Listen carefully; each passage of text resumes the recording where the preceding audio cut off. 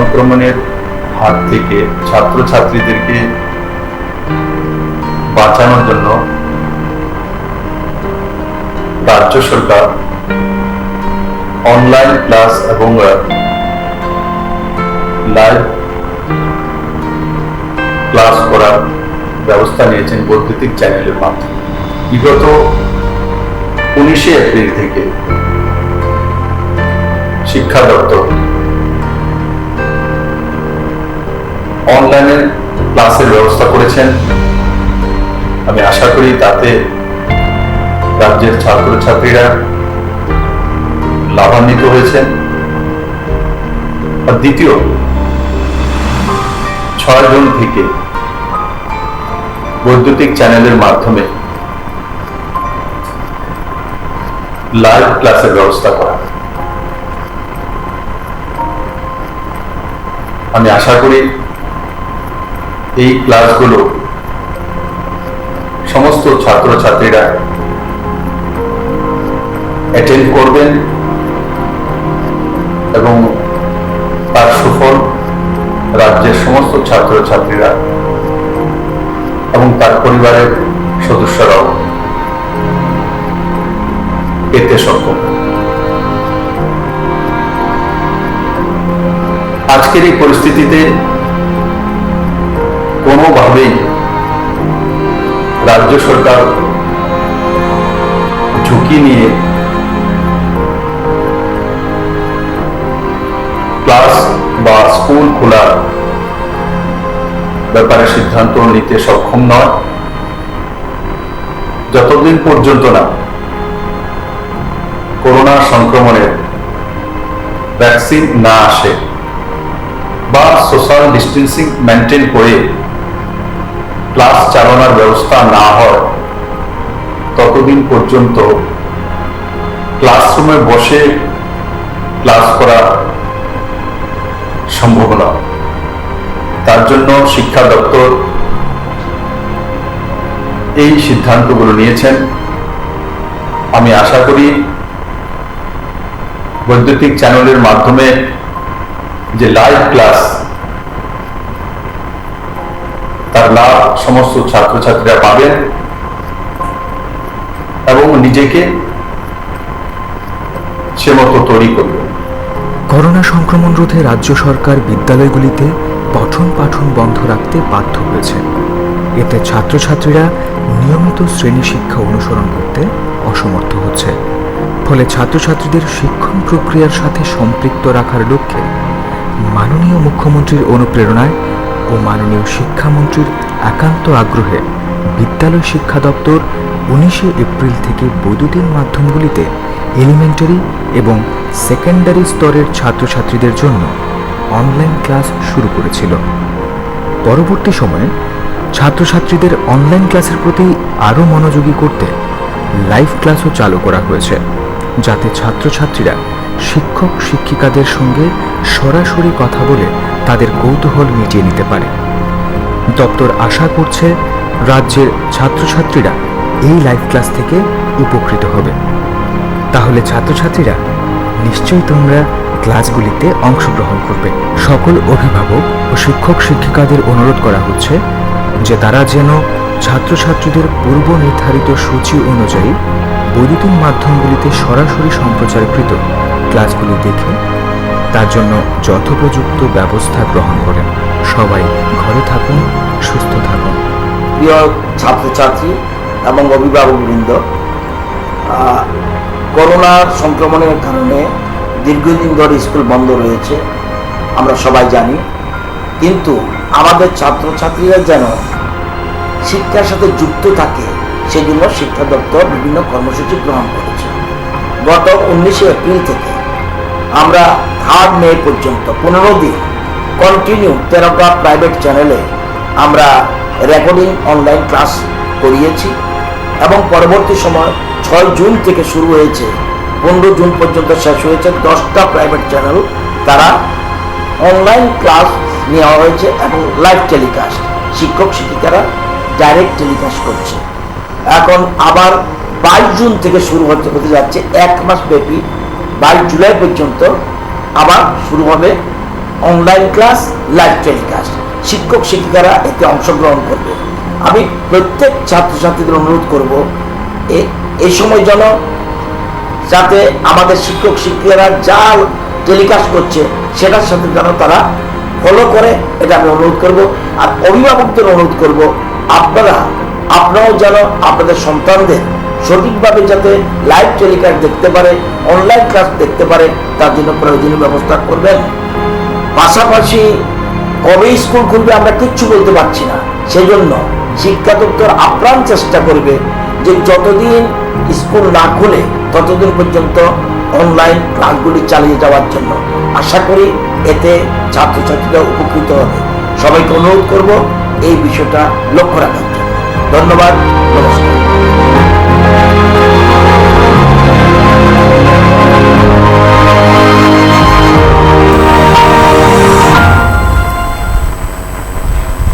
নমস্কার, স্বাগত জানাই মৃণালিনী এএনএন। আমরা প্রতিদিনের মতো আজকেও চলে এসেছি মৃণালিনী এএনএন এর অনলাইন ক্লাসে। তবে আজ কিন্তু তোমাদের সামনে দশম শ্রেণীর বাংলা নিয়ে আলোচনা করবেন শিক্ষক রাজকুমার ঘোষাল। নমস্কার স্যার আপনাকে। নমস্কার। তবে তোমাদের একটা জিনিস জানিয়ে রাখছি, স্যারের আজকে সর্বশেষ ক্লাস। তোমরা যদি কোনো কিছু বোঝার থাকে তাহলে নিশ্চয়ই তোমরা টিভি স্ক্রিনে যে নম্বরটা আছে সেই নম্বরে তোমরা সরাসরি ফোন করতে পারো। এবং স্যার আজকে যে টপিকটা নিয়ে আলোচনা করবে সেই ক্ষেত্রেও যদি কোনো ক্ষেত্রে অসুবিধা হয়ে থাকে তাহলে নিশ্চয়ই তোমরা ফোন করতে পারো, কারণ আজকেই স্যারের সর্বশেষ ক্লাস। কারণ তোমাদের যদি কোনো কিছু বোঝার থাকে স্যার আজকেই তোমাদের সেই উত্তর দিয়ে দেবে কোনো কিছু বোঝার থাকলে। স্যার আজকে মূলত সর্বশেষ দিনে কোন টপিকটা নিয়ে আলোচনা করবেন? আজকে আমি 3টা চ্যাপ্টার আলোচনা করব, ছোট ছোট চ্যাপ্টার, উদাহরণগুলো, বিশেষ করে শব্দ ভান্ডার, শব্দের প্রকারভেদ আর শব্দার্থের পরিবর্তন, এই 3টা চ্যাপ্টার আলোচনা হবে। একদম একদম। তাহলে ছাত্রছাত্রীরা তোমরা একদম প্রস্তুত হয়ে যাও স্যারের পুরো ক্লাসটা ফলো করার জন্য, কারণ আজকেই কিন্তু স্যারের সর্বশেষ ক্লাস। স্যার আপনি আপনার মতন করে শুরু করতে চাই।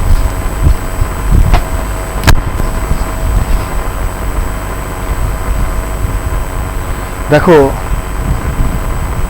তোমরা ভালো আছো সবাই নাকি? তাহলে এখন মনোযোগ দিয়ে আজকে যে গুরুত্বপূর্ণ জায়গাটা, আমরা আগে সমাস শেষ করেছিলাম, সমাসগুলো আশা করি হয়েছে। যদি অসুবিধার থাকে লাস্ট 15 মিনিটে আমাকে ফোন করে জানতে চাইবে। আজকে আমি পুরোটা সিলেবাসের যে শেষ পর্বের দিকটা ব্যাকরণের সেটাই আলোচনা করছি। প্রথমেই যেমন শব্দ ভান্ডার, 1 নম্বরে আলোচনার বিষয় শব্দ ভান্ডার। 2 নম্বর শব্দের প্রকারভেদ, শব্দের প্রকারভেদ। 3 নম্বর শব্দের পরিবর্তন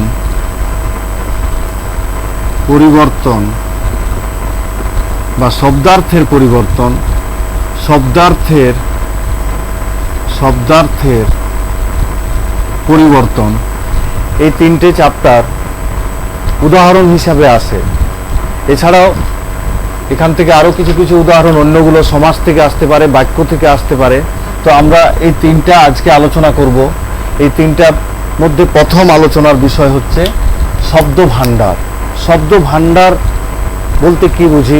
ভাড়ার ঘর। যেমন ভাড়ার ঘরে সব জিনিস যেমন মজুদ থাকে, জমা থাকে, সেরকম আমাদের যত শব্দ আমরা বাংলায় ব্যবহার করছি সেই সমস্ত শব্দগুলি একসঙ্গে যেখানে আছে, যাকে অভিধান বাংলায় বলা হচ্ছে, সেটাই হলো শব্দ ভান্ডার। আমরা সেই শব্দ ভান্ডারের 3টে ভাগে ভাগ করতে পারি। 1 নম্বর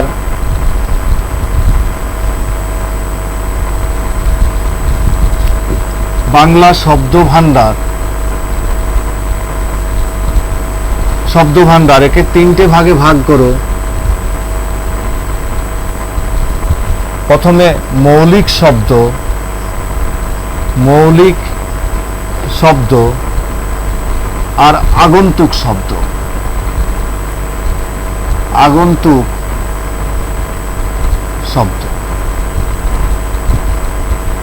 এই মৌলিক শব্দকে আমরা আবার 3টে ভাগে ভাগ করব।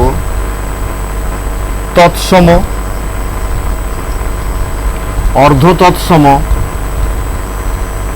অর্ধ তৎসম আর তদ্ভব। এই তিনটে ভাগে আমরা ভাগ করেছি। আগন্তুক শব্দকে আবার দুটো ভাগে ভাগ করা যায়, দেশি শব্দ আর বিদেশি শব্দ।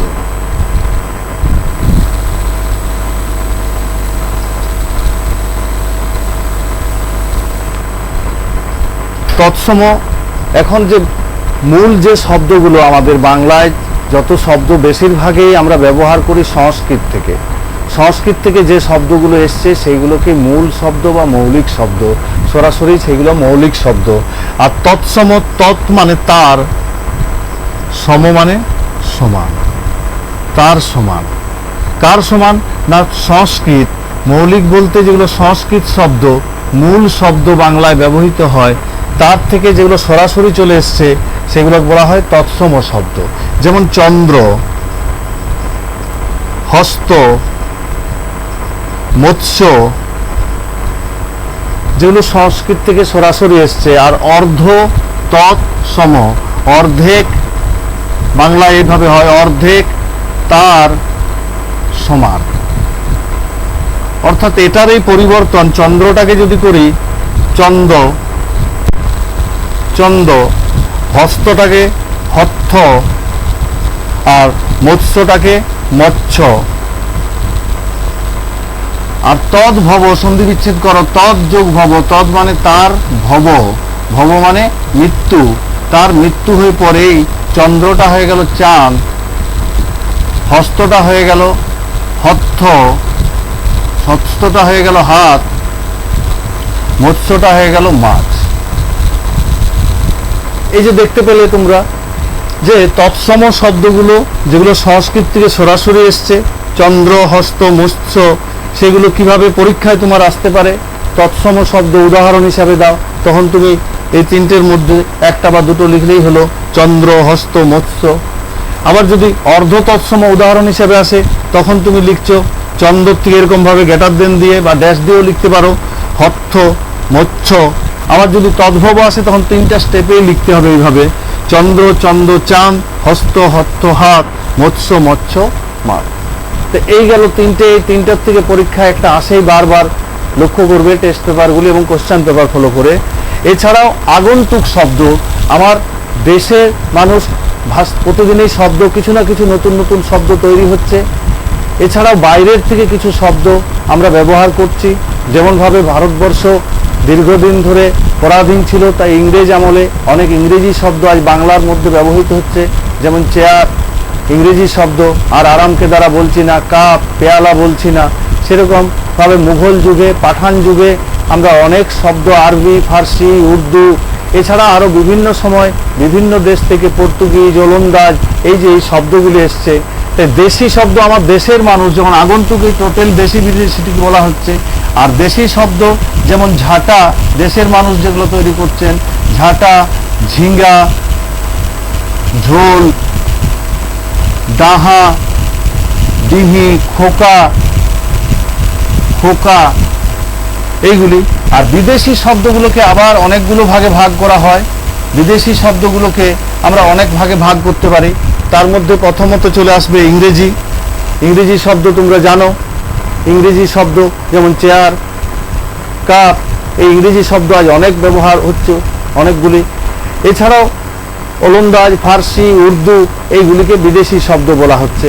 তাহলে আমার এখান থেকে যেগুলো আসার মতো পরীক্ষায় দু রকমের প্রশ্ন এখান থেকে হতে পারে। একটা হচ্ছে উদাহরণ হিসাবে দাও, এই চ্যাপ্টার থেকে উদাহরণ হিসাবে এসে যেতে পারে তৎসম শব্দ, অর্ধ তৎসম শব্দ, তদ্ভব শব্দ, দেশি শব্দ বা বিদেশি শব্দ, এগুলো উদাহরণ হিসাবে আসতে পারে। এবং বিদেশিরও ভাগ করে দিতে পারে, যে ইংরেজি শব্দ যদিও এখনো আসেনি, আসতেই পারে।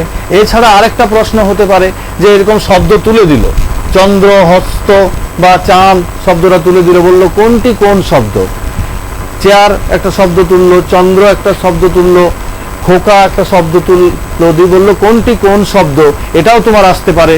তাহলে তখন তুমি লিখবে যে, যেমন চন্দ্র এসছে, এটি তৎসম শব্দ, ড্যাশ দিয়ে লিখলে। আবার যদি হাত আসে তখন এটি তদ্ভব শব্দ লিখলে। সেমভাবে খোকা যদি আসে দেশি শব্দ, এইভাবে তোমাকে বিদেশির ভাগ করে না লিখলেও হবে, বিদেশি লিখলেই হয়ে যাবে। এই গেল বাংলা শব্দ ভাণ্ডারটা। তো বাংলা শব্দ ভাণ্ডার কি বুঝলাম না, যত শব্দ আমরা ব্যবহার করছি বাংলাতে তা কোথার থেকে এলো। প্রথমত এটা দুটো পার্ট, একটা মৌলিক শব্দ, মূল যে শব্দগুলো তাকে বলা হচ্ছে মৌলিক শব্দ, আর আগন্তুক শব্দ। আগন্তুক যে শব্দগুলো আমার দেশে তৈরি হয়েছে বা বাইরের থেকে আসছে, এই মৌলিক শব্দকে আমরা তিনটে ভাগে ভাগ করছি, তৎসম, অর্ধ তৎসম আর তদ্ভব। তৎসম শব্দ যেমন চন্দ্র, হস্ত, মৎস্য। অর্ধ তৎসম শব্দ চন্দ্রর থেকে চন্দ্র, হস্তর থেকে হস্ত, মৎস্যর থেকে মৎস্য। আর তদ্ভব শব্দ চন্দ্র, চন্দ্র, চাঁদ, মৎস্য, মৎস্য, মাছ, হস্ত, হস্ত, হাত। তুমি এইভাবে লিখলে হবে। আর দেশি শব্দ, বিদেশি শব্দ। তো এই গেল আমাদের একটা চ্যাপ্টার, যেটা বাংলা শব্দ ভাণ্ডার থেকে। এখানে খুব ইম্পর্টেন্ট 1, 2, 3, 4, 5, এই 5টিকে ভালো করে মনে রাখো উদাহরণ হিসেবে। আর যদি আসে কোনটি কোন শব্দ তখন সেভাবে তৈরি করবে। এই গেল একটা চ্যাপ্টার। এরপরে আসছে আমরা শব্দের প্রকারভেদ, শব্দের প্রকারভেদের চ্যাপ্টারটি। শব্দের প্রকারভেদ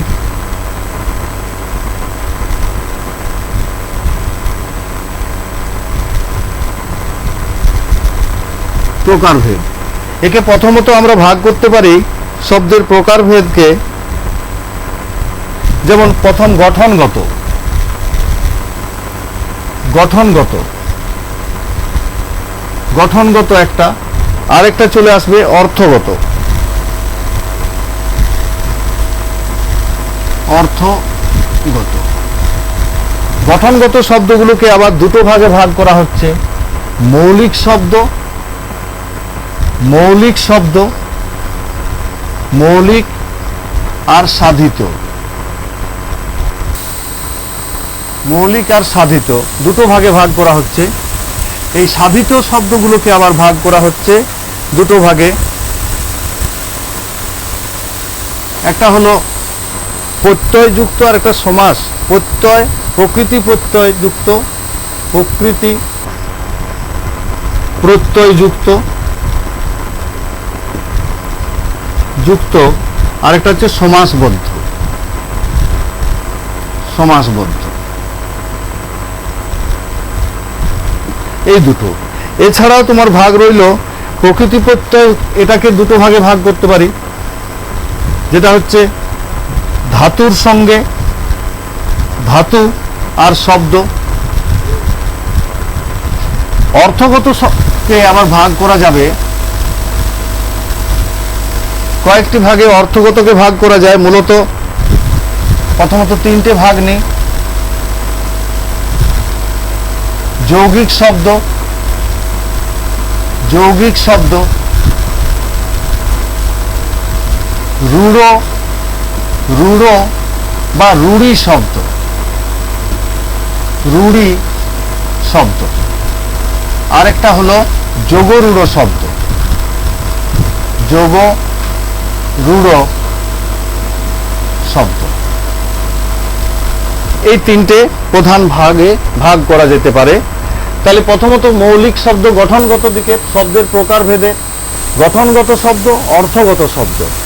অর্থ, অর্থ মানে মিনিং থাকবে শব্দের অর্থগতভাবে, এবং গঠনগতভাবে যে কিভাবে গঠন হয়েছে। মৌলিক শব্দ অর্থাৎ যে শব্দগুলোকে আর বিশ্লেষণ করা যায় না, ভাঙা যায় না, তাকে বলা হচ্ছে মৌলিক শব্দ। যে শব্দগুলোকে আর ভাঙা যায় না, যেমন জল, ফল, আর এগুলোকে বিশ্লেষণ করা যাবে না।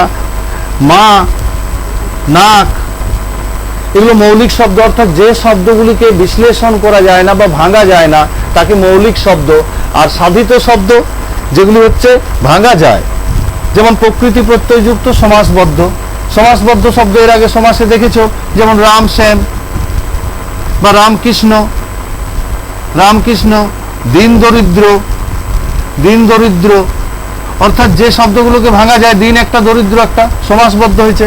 আর প্রকৃতি প্রত্যয়যুক্ত অর্থাৎ প্রত্যয়, তোমাদের একটা চ্যাপ্টার আছেই সিলেবাসে, সেখানে প্রত্যয় কাকে বলবো না, যে সমস্ত বর্ণ বা বর্ণগুচ্ছ ধাতুর সঙ্গে বা শব্দের সঙ্গে যুক্ত হয়ে ধাতু বা শব্দের সঙ্গে যুক্ত হয়ে নতুন শব্দ গঠন করে তাকে বলা হয় প্রত্যয়। যে সমস্ত, একটু দেখে নাও ব্যাপারটা কিরকম প্রত্যয়। এটা প্রত্যয় কাকে বলছি না, ধাতু কিংবা শব্দের সঙ্গে বর্ণ বা বর্ণগুচ্ছ যুক্ত হয়ে নতুন শব্দ তৈরি করে, তখন এই বর্ণ বা বর্ণগুচ্ছটাকে এটাকে বলা হচ্ছে প্রত্যয়। এটাকে বলা হলো প্রত্যয়। প্রত্যয় দুই ভাগে ভাগ করা হচ্ছে, একটা ধাতু, একটা শব্দ, অর্থাৎ একটা কৃত প্রত্যয়। কৃত ধাতুর সাথে যেগুলো যুক্ত হবে সেগুলো কৃত প্রত্যয়, আর শব্দের সাথে যেগুলো যুক্ত হবে সেগুলো তদ্ধিত বা শব্দ প্রত্যয়। তদ্ধিত এগুলো প্রত্যয় চ্যাপ্টারে তুমি পড়বে। তাহলে ধাতু এবং শব্দ, এখানে যেমন উদাহরণ দিতে পারো তুমি যে প্রকৃতি প্রত্যয় যুক্ত শব্দের মধ্যে দুটো ধাতুর সাথে যেমন ক্রি যোগ তব্য সমান কর্তব্য। আবার শব্দের সাথে যেমন ভাড়া যোগ টিয়া, ভাড়া একটা শব্দ, তার সাথে টিয়া যুক্ত হলো, হয়ে গেল ভাড়াটিয়া। তাই দেখতে পেলে এটা শব্দের সাথে যুক্ত হচ্ছে আর এটা ধাতুর সাথে যুক্ত হচ্ছে। তাই প্রকৃতি প্রত্যয় যুক্ত আর সমাসবদ্ধ। তাহলে আমরা প্রথম পেলাম কোনটা না, গঠনগত দিকটা আমরা দেখতে পেলাম। তো গঠনগত দিকে কি কি পেলাম না, মৌলিক শব্দ, যে শব্দগুলোকে আর ভাঙা যায় না বা বিশ্লেষণ করা যায় না তাকে বলা হলো মৌলিক শব্দ। আর যে শব্দগুলোকে ভাঙা যায় বা বিশ্লেষণ করা যায় তাকে বলা হলো সাধিত শব্দ। সাধিত শব্দ, এখন পরীক্ষায় তোমার সাধিত শব্দ এসে গেল উদাহরণ, তখন তুমি এই দুটো দিলেই হবে সাধিত। আবার যদি ভাগ করে আসে প্রকৃতি প্রত্যয় যুক্ত, তখন এটা। আবার যদি ধাতু প্রত্যয় বা শব্দ প্রত্যয় আসে তাহলে এইগুলো বা কৃত প্রত্যয় বা তদ্ধিত প্রত্যয়, তখনও এগুলো দেওয়া যাবে। কৃত প্রত্যয়ের এটা, তদ্ধিত প্রত্যয়ের এটা। এই গেল আমার গঠনগত দিকটা। গঠনগত দিকটা বুঝতে পেরেছো? অসুবিধা যে জায়গাটায় থাকবে সেই জায়গাটা দাগ দিয়ে রাখো, লিখে পর দাগ দাও, দিয়ে আমাকে প্রশ্ন করো। লাস্ট 15 মিনিট যখন শেষ হবে তখন নাম্বার দেওয়া হবে স্ক্রিনে।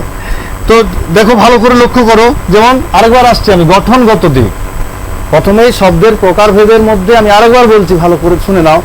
শব্দের প্রকারভেদের মধ্যে দুটো ভাগ করেছিলাম, একটা হচ্ছে গঠনগত, একটা অর্থগত। গঠনগতকে আমরা দুটো ভাগে ভাগ করলাম, একটা হচ্ছে মৌলিক শব্দ। মৌলিক শব্দ কোনগুলি? যে শব্দগুলোকে বিশ্লেষণ বা ভাঙা যায় না তাকে বলা হলো মৌলিক শব্দ। যেমন জল, ফল, মা, নাক, এগুলোকে আর ভাঙা যাবে না। আর সাধিত শব্দকে দুটো ভাগ করলাম, যে শব্দগুলোকে ভাঙা যায়, যেমন এগুলো ভাঙা গেছে, দেখো এটাকে ভাঙা গেছে, রাম একটা, কৃষ্ণ একটা, দিন একটা, দরিদ্র। প্রকৃতি প্রত্যয় যুক্তকে আবার দুটো ভাগে ভাগ করলাম, একটা ধাতু বা কৃত প্রত্যয়জাত, একটা শব্দ তদ্ধিত প্রত্যয়জাত। আমি প্রত্যয়টা কি দেখালাম যে ধাতুর সঙ্গে, যে ধাতু বা শব্দের সঙ্গে যে সমস্ত বর্ণ বা বর্ণগুচ্ছ মানে একটু উদাহরণ দিয়ে আর একটু বুঝে নাও এই জায়গাটা। এটা প্রত্যয়টা যখন হবে তখন আবার ভালো করে এটা দেখতে পারবে যে ধাতু বা শব্দের সঙ্গে, দুটো উদাহরণ ওখানে দিয়েছিলাম, যেমন ধাতু ক্রি যোগ তব্য। তাহলে ক্রি হলো ধাতু, এটা বর্ণগুচ্ছ। আবার রাবণ যোগ স্নি সমান, এটা যেমন কর্তব্য হলো, এটা হলো রাবণী। তাহলে রাবণী, লক্ষ্য করো নতুন শব্দ তৈরি হয়েছে। এখানে কি হয়েছে? এটা বর্ণ গুচ্ছ স্নি মানে ই বাংলায় রস্যই, তাহলে ই একটি বর্ণ। তাহলে একটা হলো শব্দের সঙ্গে বর্ণ যুক্ত হয়ে নতুন শব্দ তৈরি করলো রাবণী, শব্দের সঙ্গে বর্ণ যুক্ত হয়ে। আরেকটা কি করলো? ধাতু। ধাতুটা কি আবার? এটা বলবে, এখনই প্রশ্ন করবে যে ধাতু, তোমরা ক্লাস 8-এ পড়েছিলে যে ধাতু হলো ক্রিয়াপদের মূল। একটা ভাবকে ভাঙতে ভাঙতে একটু দেখে নাও, আবার এই জায়গাটা অসুবিধা হতে পারে। ধাতু ব্যাপারটাকে, ক্রিয়াপদের মূল। যেমন ধরো পড়িতেছি শব্দটা, পড়িতেছি একটা ক্রিয়াপদ, তো এটাকে যদি ভাঙি পড়ি প্লাস তেছি, তেছিটা ক্রিয়ার কালে চলে গেল, আইএনজি প্রেজেন্ট কন্টিনিউয়াস। পড়ি পেলাম, এই পড়িকে যদি ভাঙি পড় যোগ রস্যই, এটা ক্রিয়া বিভক্তি হয়ে গেল, ক্রিয়া বিভক্তি। এরপরে এটাকে যদি ভাঙি তাহলে পর যোগ অ যোগ ই যোগ তেছি। এই পরটা কোত্থেকে এসছে? সংস্কৃত পট। এই যে এটা হচ্ছে ধাতু, অর্থাৎ ক্রিয়াপদ। এটা হচ্ছে ক্রিয়াপদ, ভার্ব। আর এটাকে যখন ভেঙে আসলাম, এটাই হলো ধাতু। অর্থাৎ কি বলবো? ক্রিয়াপদের মূলকে বলা হয় ধাতু। ক্রিয়াপদের মূল হলো, মানে প্রধান ক্রিয়াপদের মূলটা হলো ধাতু। তাহলে ধাতুর সঙ্গে বা শব্দ কতকগুলো বর্ণ যুক্ত হয়ে যখন একটি শব্দ গঠন, কতকগুলো বর্ণ যুক্ত হয়ে যখন অর্থ প্রকাশ করে, কতকগুলি বর্ণ যুক্ত হয়ে যখন অর্থ প্রকাশ করে তখন তাকে শব্দ। যেমন আমরা দিয়েছিলাম রাবণ, কতকগুলি বর্ণ যুক্ত হয়েছে, দিয়ে পরে রস্যই যুক্ত হয়েছে, নতুন শব্দ রাবণই হয়েছে। তাহলে বুঝতে পারলে এই জায়গাটা। তাহলে ধাতু, এইগুলোকে বলা হচ্ছে ধাতু প্রত্যয়। ধাতু প্রত্যয়টিকে কি বলা হচ্ছে? কৃত প্রত্যয়। কৃত প্রত্যয়।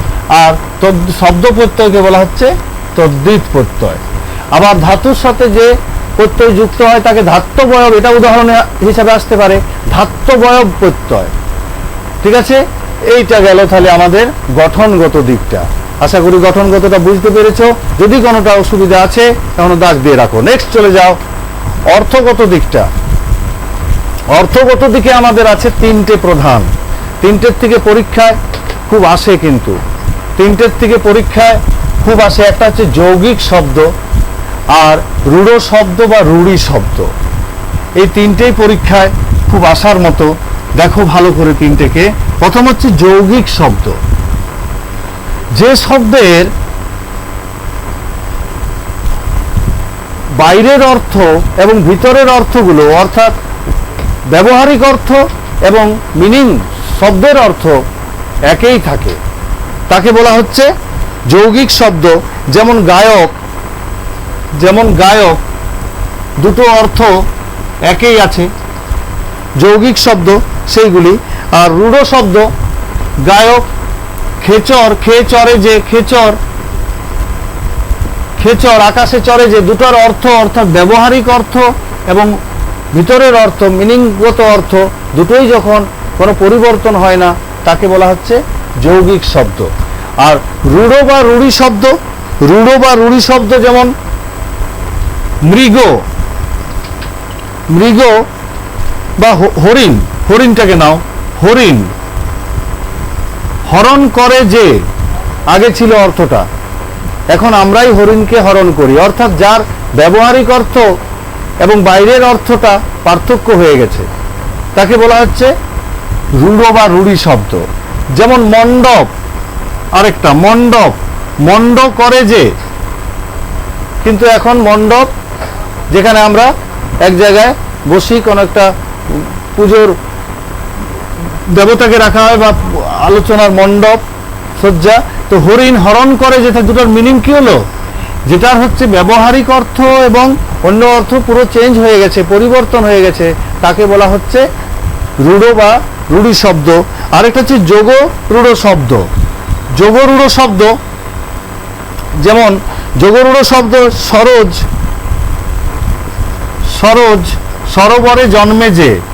সরোবরে জন্মে যে, এটার কিছুটা অর্থ পরিবর্তন হয় কিন্তু পুরোটা হয় না।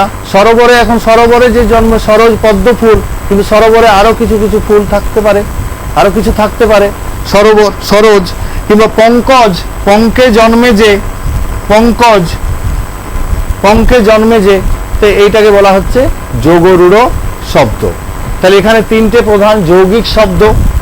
এটা যে শব্দগুলোকে খেচর দিলাম, হরিণ, এবারে দেওয়া যেতে পারে দাতা, রাবণী, এখানে খেচর না দিয়ে দাও রাবণের পুত্র, দুটার মিনিং এক আছে, রাবণের পুত্র। গায়ক, যেটার ব্যবহারিক অর্থ এবং অর্থগত দিক থেকে একই আছে, কোনো পরিবর্তন হয় না। আর এখানে এগুলো লক্ষ্য করো, তিনটে এই উদাহরণগুলো, উদাহরণ হিসাবে পরীক্ষায় এগুলো বেশি আসে। তিনটার থেকে একটা উদাহরণ হিসাবে পাবে, পরে অসুবিধা থাকলে আবার এই জায়গাগুলো বলবে। নেক্সট চলে যাও, আমরা যাই ধ্বন্যাত্মক শব্দ। ধ্বন্যাত্মক শব্দতে আমরা প্রথমে শব্দ দ্বৈত, শব্দ দ্বৈত, শব্দ দ্বৈততে যেগুলি আছে আমাদের প্রধান, সেগুলি জানতে হবে। একই শব্দের দুইবার বা যুগ্ম শব্দ, অনুকার শব্দ আর ধ্বন্যাত্মক শব্দ।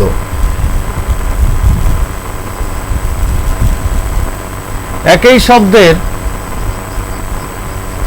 শব্দের দ্বিরুক্তি, এরপরে পাবো আমরা যুগ্ম শব্দ,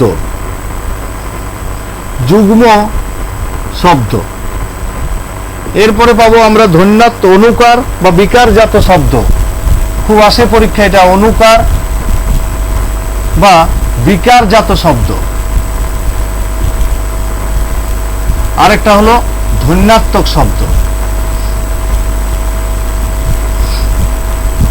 ধ্বন্যাত্মক, তাহলে একই শব্দের দ্বিরুক্তি একটা, এই একই শব্দের দ্বিরুক্তিকে আবার অনেকগুলো ভাগে ভাগ করা হয়, যদিও এটা পরীক্ষা অতটা আসে না। এটা গেল। যুগ্ম শব্দকে ভাগ করা হয় অনেকগুলো ভাগে। আবার যুগ্ম শব্দ, যেমন যুগ্ম শব্দের মধ্যে প্রথম আসছে সমার্থক শব্দ। সমার্থক শব্দ দ্বৈত, পরীক্ষা আসবে এরকম, সমার্থক শব্দ দ্বৈত, সমার্থক শব্দ দ্বৈত। এরপরে আসতে পারে প্রায় সমার্থক শব্দ দ্বৈত, প্রায় সমার্থক শব্দ দ্বৈত। তারপরে আসতে পারে তোমার বিপরীতার্থক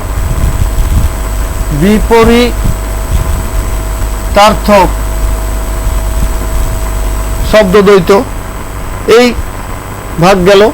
তাহলে এখানে দেখো একই শব্দের দ্বিরুক্তি, একটা শব্দের দুইবার যদি ব্যবহার করা হয় তখন একই শব্দের দ্বিরুক্তি হয়। যেমন সকাল সকাল এসে পড়ো, দুইবার একটা কথাকে বললাম, তাকে একই শব্দের দ্বিরুক্তি।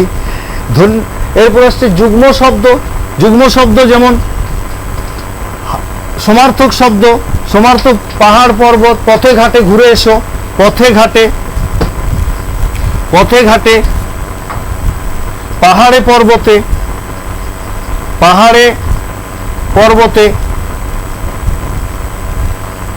প্রায় সমার্থক হাটে বাজারে যাও, হাটে বাজারে প্রায় সমার্থক। বিপরীতার্থক আলো অন্ধকার, সুখে দুঃখে। অনুকার বা বিকারজাত শব্দ, অনুকার বা বিকারজাত। এরপরে অনুকার যেমন জল টল, বই টই, ঘর টর,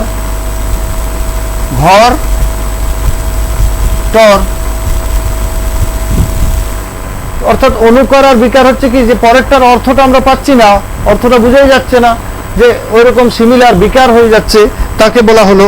এখন ধ্বন্যাত্মক শব্দ। ধ্বন্যাত্মক শব্দগুলোর আবার ভাগ আছে। ধ্বন্যাত্মক শব্দকে অনেকগুলো ভাগে ভাগ করা যায়, তার মধ্যে কয়েকটি দিচ্ছি যেগুলো পরীক্ষায় আসার মতো। ধ্বন্যাত্মক শব্দ প্রথম হচ্ছে একক ধ্বন্যাত্মক, একক ধ্বন্যাত্মক।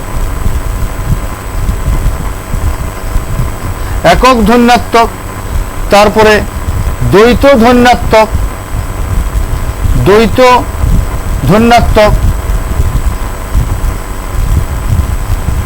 একক ধ্বন্যাত্মকের পর দ্বৈত ধ্বন্যাত্মকের পরে আবার দেওয়া যায়, যেমন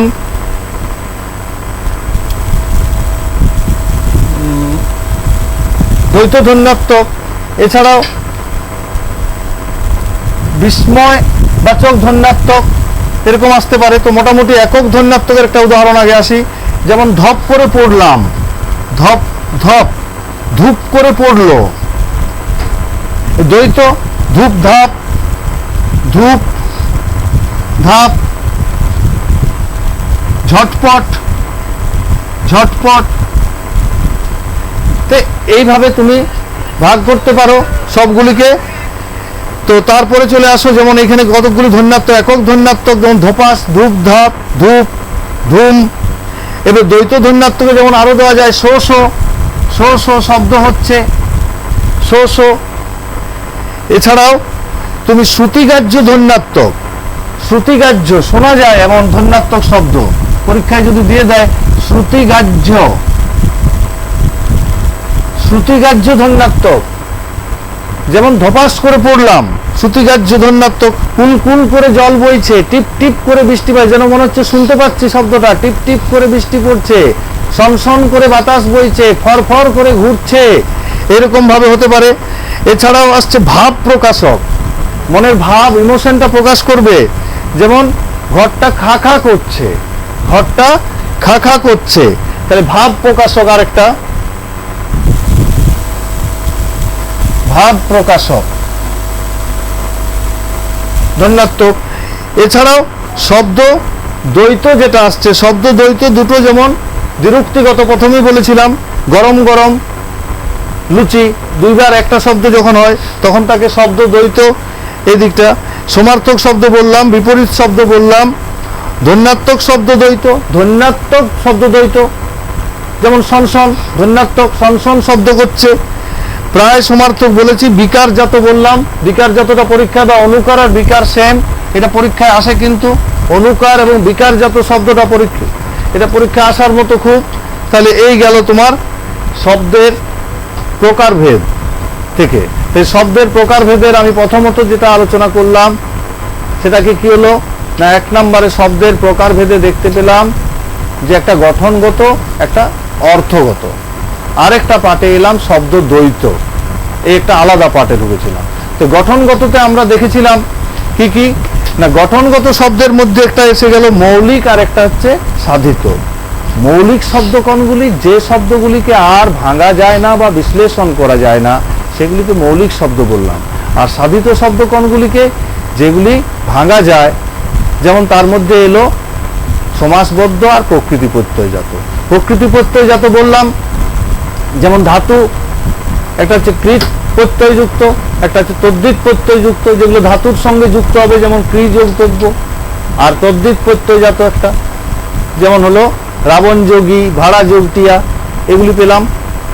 এছাড়াও পেয়ে গেলাম যে অর্থগত ভাবে 3টা ভাগ করেছি, খুব ইম্পর্টেন্ট এই জায়গাটা, অর্থগত দিকটা, যৌগিক শব্দ, রূঢ় শব্দ বা যোগরূঢ় শব্দ।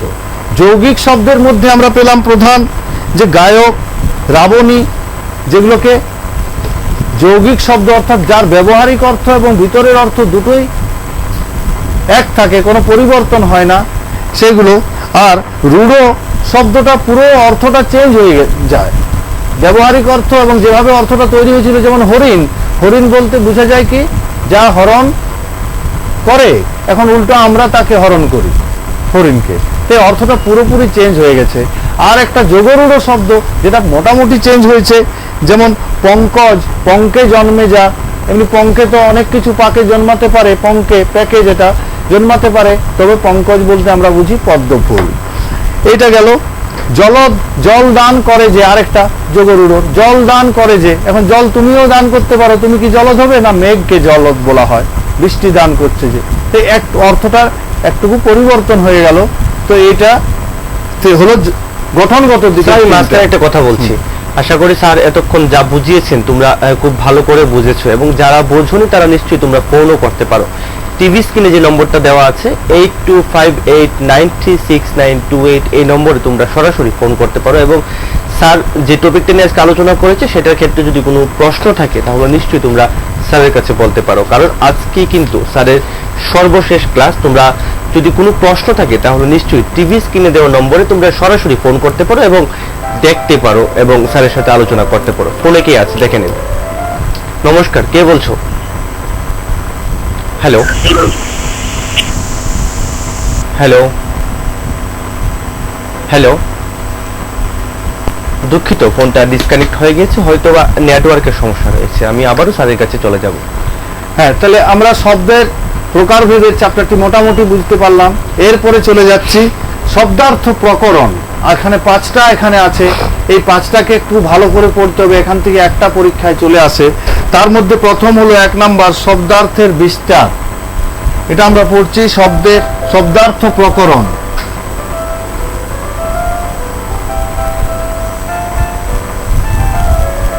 ফোনটা নেন। নমস্কার, কে বলছো? হ্যাঁ, কে বলছেন? স্যার আমি অনটাকে স্কুল থেকে তপস্যা করছি। বলো। হ্যাঁ, তোমার প্রশ্ন বলো। স্যার সেদিন যে সমাজ নিয়ে আলোচনা করেছিলেন, সমাজের যে ডেটে একটা বলেছিলেন, ডেটে আর একটা রাতারাতি বলেছিলেন, এটা দেশ বাক্যটা একটু বলে দিলে ভালো হতো। রাত থাকতেই রাতারাতি, তারপর লাথালাতি, এটার দেশ বাক্যটা। হ্যাঁ, রাতারাতি। আরেকটা কি বললে? লাথালাতি। লাঠিতে লাঠিতে যে ঝগড়া, লাঠিতে লাঠিতে যে ঝগড়া, আর রাতারাতি রাত থাকতেই হয়েছে বেলাবেলি বেলা থাকতেই। ব্যাস বাক্যগুলো রাতারাতি রাত থাকতেই, বেলাবেলি বেলা থাকতেই। ওকে স্যার আজকে পড়াচ্ছেন শব্দ প্রকারভেদ। গঠনগত তো দুটো ভাগ, মৌলিক এবং সাধিত। সাধিতের যে সমাসবদ্ধটা একটু বুঝিয়ে দেবেন। হ্যাঁ, সমাসবদ্ধ যেমন দুটো শব্দ মিলছে না, সমাসবদ্ধ বুঝে নাও ভালো করে। যেমন মৌলিক শব্দ একটা, যেটাকে ভাঙা যায় না, আর সাধিত শব্দের দুটো পার্ট, একটা হচ্ছে প্রকৃতি প্রত্যয়জাত আর একটা সমাসবদ্ধ। সমাসবদ্ধ যেমন ধরো রাম শ্যাম, দুটো শব্দ মিলল, দুটো রাম ও শ্যাম, দুজন আলাদা ব্যক্তি, তাতে মিলে একটা হলো রাম শ্যাম। কিংবা ধরো আমরা, কিংবা দম্পতি, দম্পতি একটা শব্দ, কিন্তু এটা দুটাই মিলেছে জায়া ও পতি, তাই সমাসবদ্ধ। এই জন্য এটাকে সাধিত শব্দ বলা হচ্ছে। যে শব্দগুলিকে বিশ্লেষণ করা যায় বা ভাঙা যায় সেগুলো হচ্ছে সাধিত শব্দ দিকে চলে গেল। বুঝতে পেরেছো আশা করি? তোমার প্রশ্নের উত্তরটি পেয়েছো? হ্যাঁ, ধন্যবাদ তোমাকে। হ্যাঁ, এখন শব্দার্থ প্রকরণ। শব্দার্থের যে শব্দের অর্থগত যে প্রকরণ, তাতে কতগুলি ভাগ পাই আমরা। যেমন 1 নম্বরে আসছে, হ্যাঁ ফোনটা নিয়ে নেন। নমস্কার, কে বলছো? স্যার আমি একজন গার্ডিয়ান বলছি। টিভি স্ক্রিনটা ভালো দেখা যাচ্ছে না। কি সমস্যা হচ্ছে আবার বলুন। টিভি স্ক্রিনটা ভালো দেখা যাচ্ছে না। ঠিক আছে, আপনার সমস্যার সমাধানের চেষ্টা করছি আমরা। ধন্যবাদ। তো শব্দার্থ বিস্তার, শব্দার্থের বিস্তার একটা, শব্দার্থের খুব ইম্পর্টেন্ট এইগুলি। শব্দার্থের বিস্তার 1, 2 হলো অর্থে শব্দার্থের সংকোচ, শব্দার্থের সংকোচ। 3 নম্বর হলো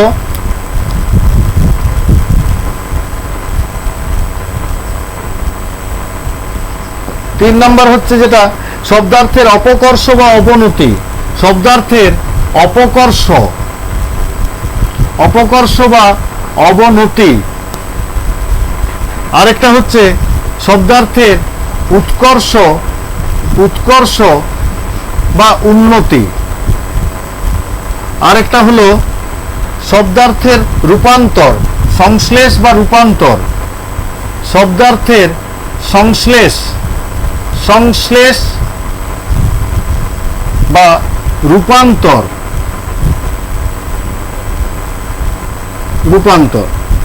এই 5টার থেকে পরীক্ষায় একটা তোমার কিন্তু আসবেই, একটা পরীক্ষায় আসার মতো খুবই। তাই খুব মনোযোগ দিয়ে ব্যাপারটা, উদাহরণগুলি মনে রাখলেই হচ্ছে তোমার। এটা উদাহরণ হিসাবে আসবে এগুলি। যেমন ধরো শব্দার্থের বিস্তার, তাতে উদাহরণ নাও। যেমন গান কিংবা মধুর।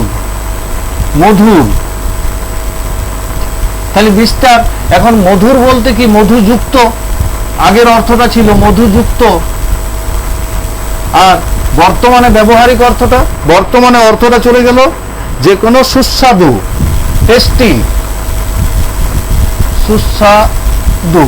টেস্টি, এই একটা গেল। তাহলে কি হলো, বিস্তার হয়েছে। আগে মধুযুক্ত একটুকু বোঝাতো, এখন সুস্বাদু অর্থে পরিবর্তন হয়ে গেল। হ্যাঁ, কোনটা? নমস্কার, কে বলছো? হ্যালো, হ্যাঁ কে বলছো? কোন স্কুল থেকে বলছো? হ্যাঁ বলো, কোনো প্রশ্ন থাকলে বলতে পারো স্যারের কাছে। হ্যাঁ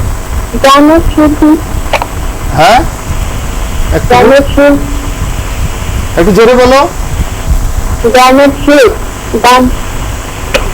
বুঝতে পারছি না। একটু পরিষ্কার করে বলো তো। বলো মামনি, একটু পরিষ্কার করে বলো। হ্যালো হ্যালো, দুঃখিত, ফোনটা ডিসকানেক্ট হয়ে গিয়ে আরো ফোনটা করো তুমি। যে ফোন করেছিলে তুমি আবারও ফোন করতে পারো, এবং ফোন করে একটু জোরে কথা বলবে, কারণ স্যার কিন্তু তোমার সমস্যার সমাধান করতে পারবে না যদি জোরে কথা না বলো। হ্যাঁ। তুমি নিশ্চয়ই ফোন করতে পারো। একটু ফোন করে জোরে কথা বলবে, বোঝা যাবে না। তা বই তো শব্দার্থের সংকোচ, যেমন ভৃত্য, ভৃত্য মানে ভরণের যোগ্য, আর বর্তমান অর্থ হলো চাকর। আগে যে অর্থটা ছিল ভরণের যোগ্য ভৃত্য, আবার শব্দার্থের উৎকর্ষ ক্ষেত্রে আমরা পাবো শব্দার্থের অপকর্ষ বা অবনতি। অবনতির ক্ষেত্রে পাবো যেমন ধরো ধীবর, বুদ্ধিশ্রেষ্ঠ, ধীবর বুদ্ধিশ্রেষ্ঠ, বুদ্ধিশ্রেষ্ঠ, কিন্তু বর্তমান অর্থটা হয়ে গেল যে মাছ ধরে, যে মাছ ধরে। আগে যে অর্থ ব্যবহৃত হয়েছিল সেটা হচ্ছে বুদ্ধিশ্রেষ্ঠ, আর এখন হয়ে গেল অপকর্ষ, তাহলে শব্দার্থে রয়ে গেল। আবার শব্দার্থের উন্নতির ক্ষেত্রে দেখো উৎকর্ষ উন্নতি, যেমন ধরো ধরা, ধারণকারী, ধরা ধারণকারী, আর এদিকে চলে আসবে পৃথিবী, পৃথিবী। আর লাস্ট হচ্ছে শব্দার্থের সংশ্লেষ। এটা পুরোপুরি খালি এখানে কি হলো, শব্দের অর্থটার উন্নতি, আর লাস্টের যেটা আসছে সংশ্লেষ বা রূপান্তর, যেমন ধর্ম, ধারণশীল, ধর্ম এক্ষেত্রে এসেছিল ধারণশীল, ধারণশীল, কিন্তু বর্তমানে ধর্ম বলতে চলে এলো পুণ্য কাজ। ফোনটা নেন। নমস্কার, কে বলছো? হ্যালো, হ্যাঁ কে বলছো? কোন স্কুল থেকে বলছো?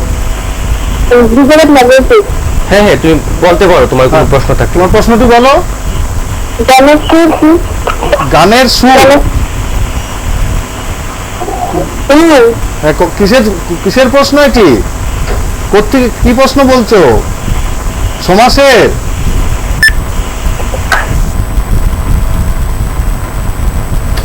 ঠিক বোঝা যাচ্ছে না তোমার প্রশ্নটা, সরি বুঝতে পারলাম না ঠিকভাবে।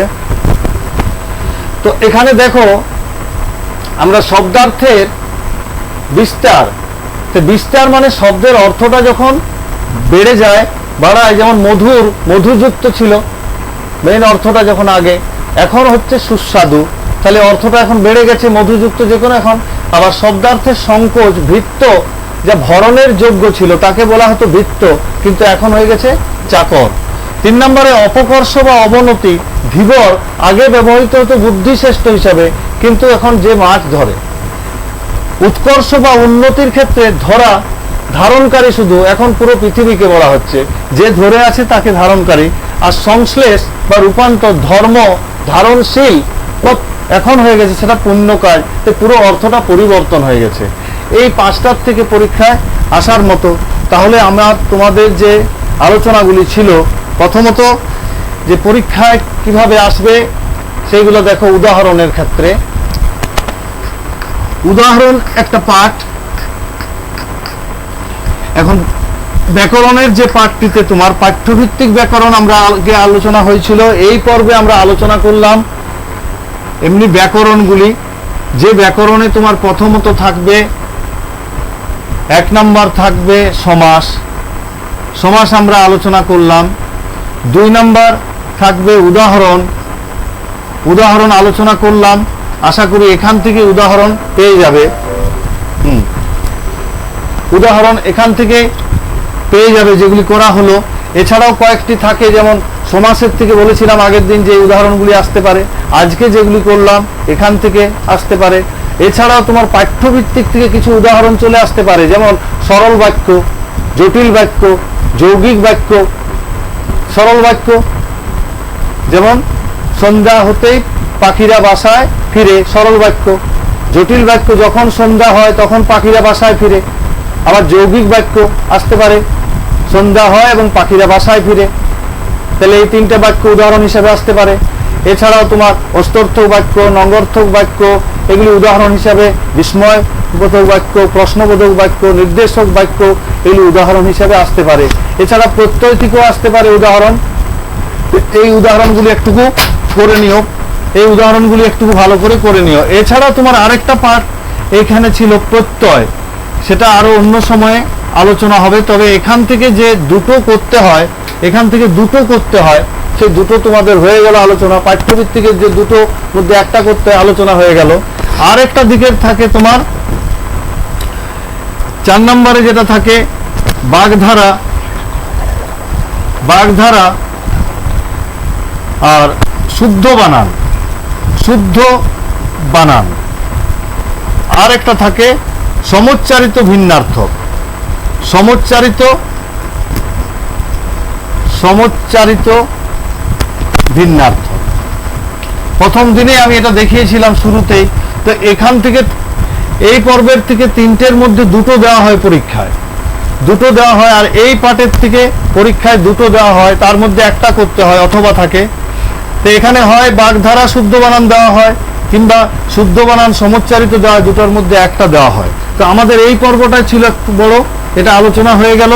এখন তোমার বাগধারা বইয়ের যে পিছনে তোমার টেক্সট বইতে যে সাহিত্য মালঞ্চ যে বইটি আছে আমাদের, এই বইয়ের পিছনে যে 60টি বাগধারা আছে, সেই বাগধারাগুলি করে নিলেই তুমি পেয়ে যাবে। আর সমুচ্চারিত ভিন্নার্থকটাও তুমি একটু একটু করে টেস্ট পেপার থেকে করলেই পাবে। শুদ্ধ বানান তো সবসময় পড়ছো, তাই এটা তো পেয়ে যাবে শুদ্ধ বানানটিও। তো অতএব আমাদের যে আলোচনা ছিল, যে জায়গাটা ব্যাকরণের সমাস উদাহরণ, এখানে আমি 4টি চ্যাপ্টার, সমাস একটি, শব্দের শব্দ ভাণ্ডার, শব্দার্থের প্রকরণ ও শব্দের রূপান্তর, এই দিকগুলি আলোচনা করলাম। তোমরা বুঝতে পেরেছো, তোমাদের ভালো লেগেছে আশা করি। আবার যখন যদি কখনো আসি তখন এইগুলো অসুবিধা থাকলে বলবে।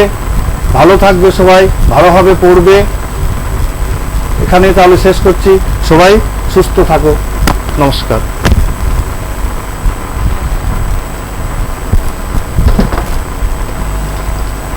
আশা করি স্যার আজকে যে এতদিন ধরে যেভাবে তোমাদের সামনে বিভিন্ন একটা সমাসের যে গ্রামারের যে সমাস যে টপিকটা রয়েছে, যেটা তোমাদের সামনে উপস্থাপনা করেছি, তোমরা খুব ভালো লেগেছে তোমাদের আশা করি।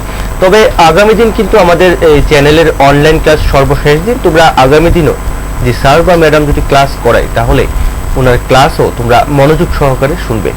আমি এই স্যারের কাছ থেকে একটা জিনিস একটু কথা বলবো স্যারের সাথে। স্যার, কিরকম লাগলো আমাদের চ্যানেলে এসে ক্লাস করতে? খুব ভালো লাগলো এইভাবে সহযোগিতা করা, এইভাবে স্টুডেন্টদের এরকম পরিস্থিতিতে যেখানে স্টুডেন্টদের আমরা কাছে পাচ্ছি না, আমাদেরও একটা বিরাট কষ্ট হচ্ছে, ওদেরকে পড়াতে পারছি না, কিন্তু আপনারা এই সুযোগটা যেভাবে দিয়েছেন তাতে ওরাও দেখতে পাচ্ছে, ওদের পড়িয়ে খুবই আনন্দ পেলাম।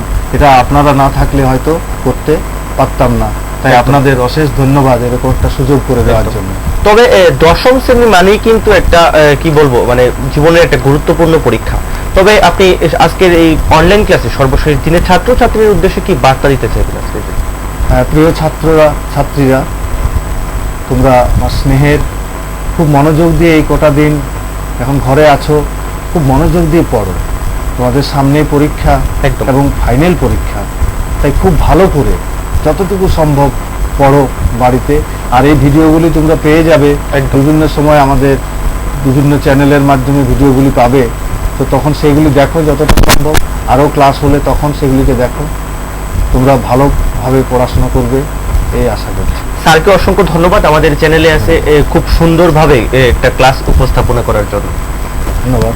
তবে আমি ছাত্রছাত্রীদের উদ্দেশ্যে বলবো, স্যার এতদিন যেভাবে ক্লাস করিয়েছে, তোমরা কোনো ক্ষেত্রে যদি আবারও অসুবিধা হয়ে থাকে, তাহলে নিশ্চয়ই আমাদের ইউটিউবে গিয়ে মৃণালিনী এএনএন লিখবে, অথবা তোমরা ফেসবুকে গিয়ে লিখতে পারো মৃণালিনী এএনএন। ওইখান থেকেও তোমরা স্যারের যে ক্লাসগুলি রয়েছে সেগুলি তোমরা ফলো করতে পারো, এবং যে ক্ষেত্রে অসুবিধা হয়েছে সেগুলি আবার তোমরা নজর দিতে পারো এবং দেখতে পারো। কারণ তোমাদের এই মাধ্যমিক পরীক্ষা কিন্তু জীবনের একটা গুরুত্বপূর্ণ পরীক্ষা ধরা যেতে পারে। তাহলে তোমরা একদম মনোযোগ সহকারে পড়বে এবং এই লকডাউনের মধ্যে বাড়িতেই থাকবে, বাড়িতে থেকে একদম পড়ার মধ্যে একদম কনসেন্ট্রেশন, একদম মনোযোগ দেবে পড়ার মধ্যে। কারণ পড়াটাই কিন্তু খুব গুরুত্বপূর্ণ জিনিস, এবং মাধ্যমিক কিন্তু একদম জীবনের গুরুত্বপূর্ণ একটা পরীক্ষা, এটা কিন্তু তোমরা একদম মাথায় রাখবে।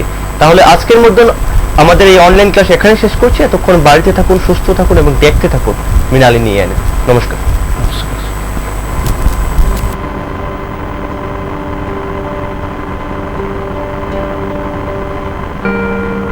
করোনা সংক্রমণের হাত থেকে ছাত্রছাত্রীদেরকে বাঁচানোর জন্য রাজ্য সরকার অনলাইন ক্লাস এবং লাইভ ক্লাস করার ব্যবস্থা নিয়েছেন বৈদ্যুতিক চ্যানেলের মাধ্যমে। বিগত 19শে এপ্রিল থেকে শিক্ষা দপ্তর অনলাইনে ক্লাসের ব্যবস্থা করেছেন। আমি আশা করি তাতে রাজ্যের ছাত্রছাত্রীরা লাভান্বিত হয়েছেন। আর দ্বিতীয়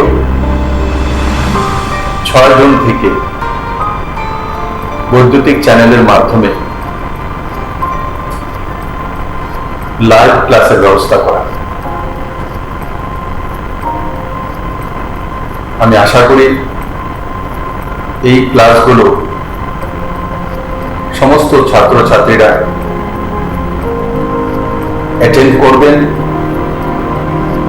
এবং সুফল রাজ্যের সমস্ত ছাত্রছাত্রীরা এবং তার পরিবারের সদস্যরাও পেতে সক্ষম। আজকের এই পরিস্থিতিতে কোনোভাবেই রাজ্য সরকার ঝুঁকি নিয়ে ক্লাস বা স্কুল খোলার ব্যাপারে সিদ্ধান্ত নিতে সক্ষম নয় যতদিন পর্যন্ত না করোনা সংক্রমণের ভ্যাকসিন না আসে বা সোশ্যাল ডিস্টেন্সিং মেনটেন করে ক্লাস চালানোর ব্যবস্থা না হয় ততদিন পর্যন্ত ক্লাসরুমে বসে ক্লাস করা সম্ভব না। তার জন্য শিক্ষা দপ্তর এই সিদ্ধান্তগুলো নিয়েছেন। আমি আশা করি বৈদ্যুতিক চ্যানেলের মাধ্যমে যে লাইভ ক্লাস তার লাভ সমস্ত ছাত্রছাত্রীরা পাবেন এবং নিজেকে সে মতো তৈরি করবেন। করোনা সংক্রমণ রোধে রাজ্য সরকার বিদ্যালয়গুলিতে পঠন পাঠন বন্ধ রাখতে বাধ্য হয়েছে। এতে ছাত্রছাত্রীরা নিয়মিত শ্রেণী শিক্ষা অনুসরণ করতে অসমর্থ হচ্ছে।